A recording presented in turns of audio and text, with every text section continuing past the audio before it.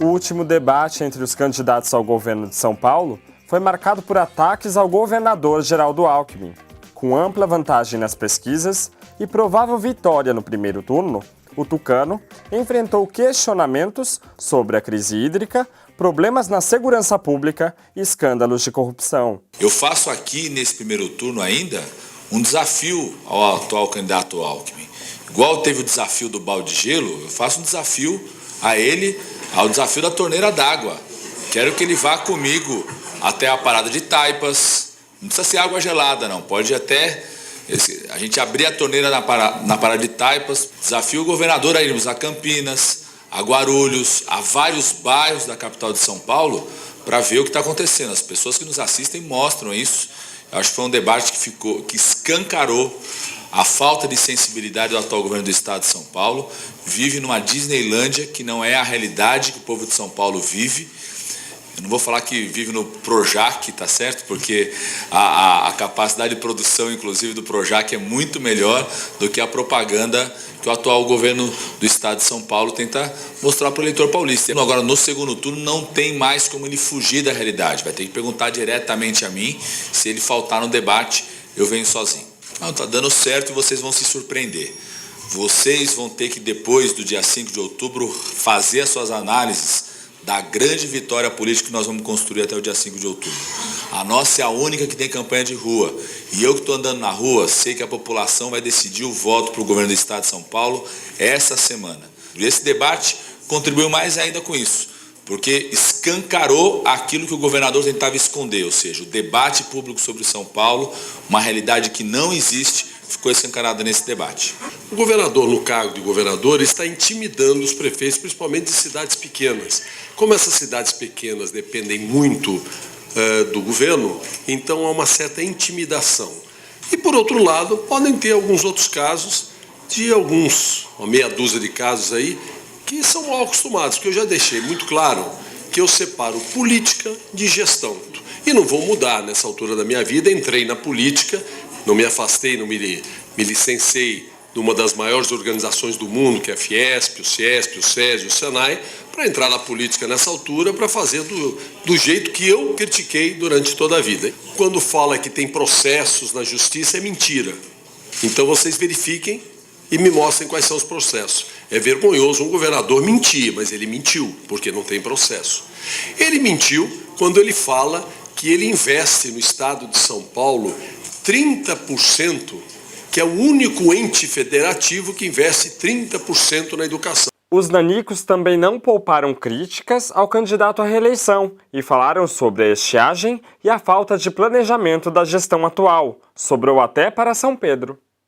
Mas a crise de água é gravíssima, né? O governo foi pego de calça curta, precisa correr com as medidas agora, porque a água está faltando. E se não chover muito no verão, no próximo verão, daqui até o próximo verão, nós podemos ficar sem água para beber, né? Eu acho que o principal problema, além do atraso das obras, das medidas que deveriam ter sido feitas, os governos não acreditam nas mudanças do clima, e as mudanças do clima existem, estão provando que existem. Além disso, eu acho que o problema maior é ter a sinceridade de olhar no olho do paulista e dizer para o paulista, olha, você fecha a torneira, porque essa é a medida mais eficiente a curtíssimo prazo é fechar a torneira e evitar o desperdício. E isso tem sido feito de uma forma enviesada. Eu acho que o eleitor de São Paulo hoje, do estado todo, quem assistiu esse debate, quem vem acompanhando esse processo eleitoral, vislumbra o que é que está acontecendo no estado.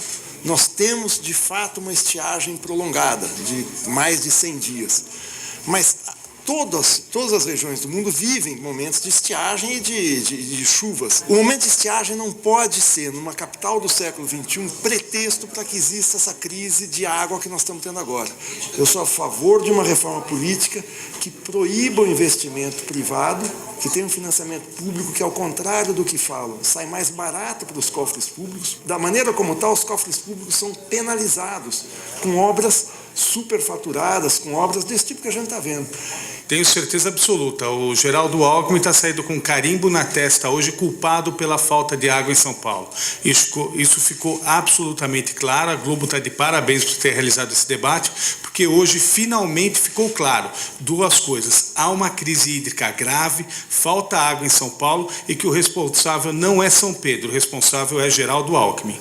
Porque eu estou indignado com as calúnias, com a baixeza que a velha política, representada pelo PT, pelo PMDB e pelo PSDB, que aqui se agridem quando é conveniente, mas quando eles começam a sentir que há uma força nova, eles se unem para combater o nascimento de uma força nova na política brasileira. Porque o que estão fazendo com a Marina Silva não é justo, não é correto. Mostrou que em todos os partidos políticos há uma insatisfação com o status quo.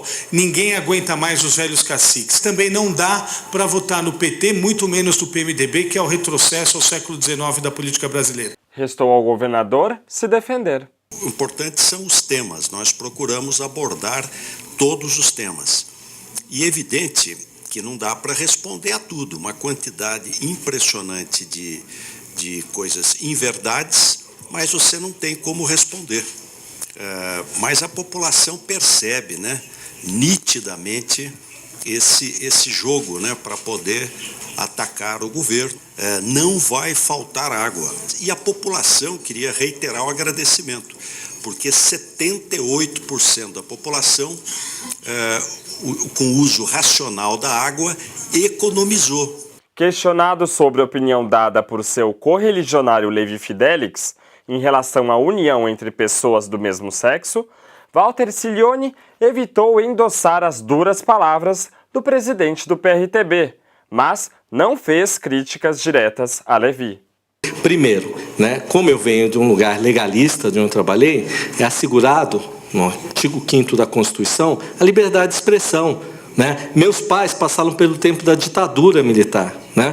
E você não pode, naquele momento do furor, tocar nesse tipo de pauta. Eu estava lá presente, sou testemunha que a candidata que pediu uma troca de gentilezas com o nosso presidente. E já sabia o que ele falaria ali, porque ele tem esse tipo de gênio. Agora, imediatamente no dia seguinte, ela entrou com uma ação. Eu não acho justo. Eu não acho nem justo trazer isso para o debate ao governo do Estado. Faço aqui uma reivindicação para que nos próximos debates, questões mais focadas, que não sejam a população no geral. Não sou a favor de apartheid nenhum. Não é assim que se funciona. A gente tem que discutir as questões do cidadão, e federal ou estadual.